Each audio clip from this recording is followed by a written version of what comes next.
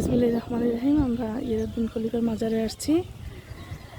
মাজারের পাশে নদী।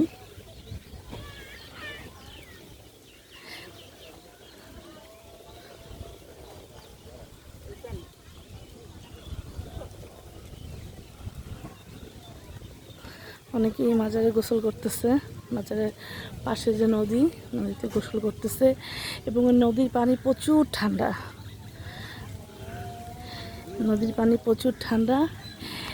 এই নদী পাশেই হয়েছে ইয়ারউদ্দিন খলিফার মাজার।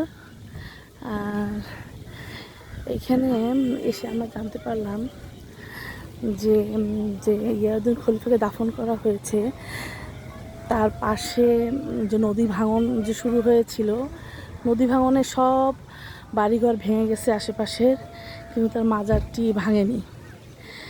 মাজারটি শুধুমাত্র নদীতে ভাঙনে পড়েনি, আর সব ভাঙনে পড়ে গেছে। তারপর অত্র এলাকার প্রশাসনের লোকজন বলেন, জনপ্রতিনিধিরা এসে এখানে বাঁধ নির্মাণ করে, যার কারণে এখন এই কমপ্লেক্সটা পুরোপুরি নিরাপদ নদী ভাঙন থেকে। আজকে কমপ্লেক্সে এসে আমরা আজকে জোহরের নামাজ পড়লাম। এখানে পুরুষদের পাশাপাশি নারীদেরও নামাজের ঘরের ব্যবস্থা আছে। তো নামাজ পড়ে অনেক মনে শান্তি লাগলো।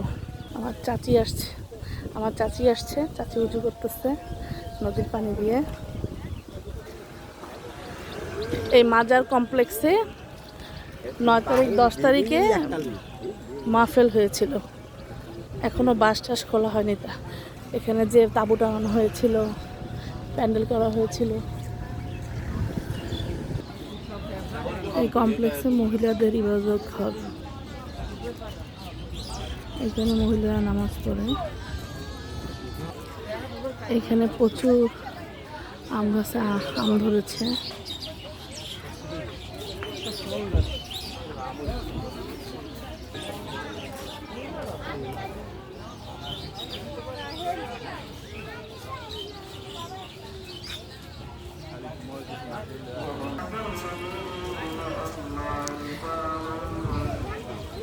এখানে একটি দান বাক্স আছে, এখানে সবাই দান করে। সবাই চাল আর গুড় কিনে দেয়, গুড় কিনে দান করে।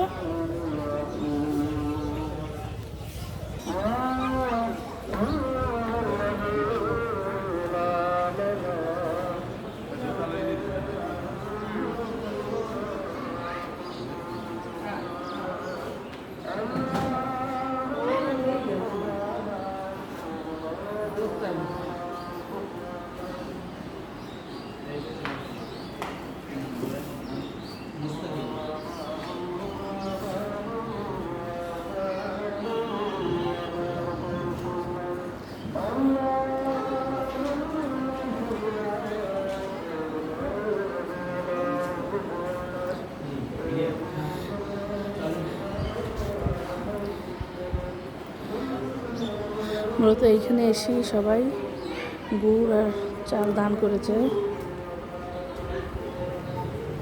এবং তা দিয়ে সিন্নি রান্না করা হয়। সবাই এই সিন্নিটা খুব মজা করে খায়।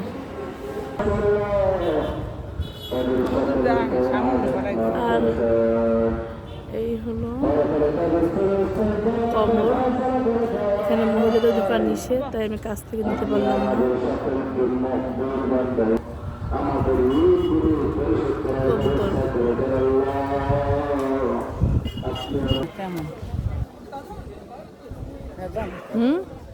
হ্যাঁ, এখানে একটা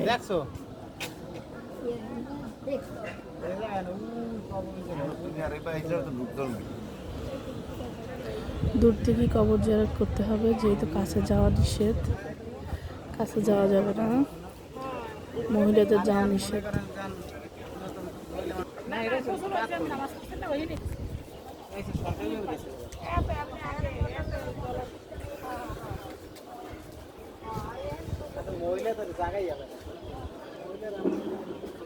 ছবি তুলব না করে আলগা কি ছবি টবি তুলে পড়ছে মনে।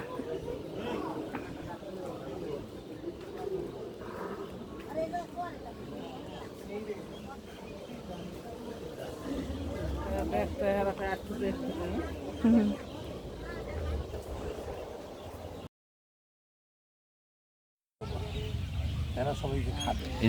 মাজারে নদীর পাড়ে বসে আছি, অনেক বাতাস, খুব সুন্দর পরিবেশ। মনেই হয় না যে আর বরিশালে যাই, বাসায় যাই।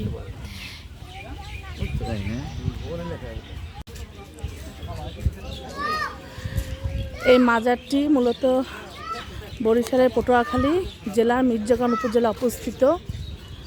এখানে প্রচুর পরিমাণে মানুষ আসে এবং আমি যতটুকু জানতে পারছি যে এই দক্ষিণাঞ্চলে যত বাস ব্যবসায়ীরা আছেন সবাই বাস যখন তারা প্রথম বের করে এইখানে আনে, এনে এইখানে মিলাদ দেয়, দান করে, তারপর তারা বাস চালু করে। এই মাদ্রাসা যে মিলাদ মাহফিল হয় এই মাঠেই হয় এবং মিলাদ মাহফিলের যে একটা পার্মানেন্ট স্টেজও আছে।